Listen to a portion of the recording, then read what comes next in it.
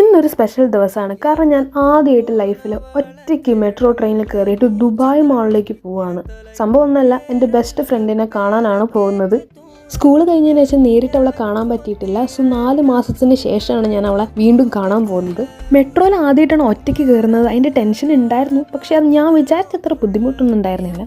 ദുബായിൽ വന്നിട്ട് 5 കൊല്ലമായെങ്കിലും എനിക്ക് ആകെ ഒരൊറ്റ ബെസ്റ്റ് ഫ്രണ്ടേ ഉള്ളൂ ദുബായിൽ.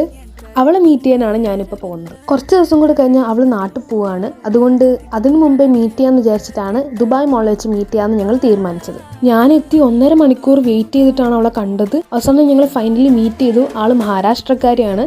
ദുബായ് മാൾ ഞങ്ങൾക്ക് ഏറ്റവും ഇഷ്ടപ്പെട്ട ഏരിയ ആണ് ഈ ചൈന ടൗൺ. ഇവിടുന്ന് കുറേ ഫോട്ടോ എടുത്ത് ദുബായ് മാൾ കുറേ കറങ്ങി ഒരു ലഞ്ച് ടൈം ആയപ്പോൾ ഞങ്ങൾ പാവ് ബജി കഴിക്കാൻ പോയി.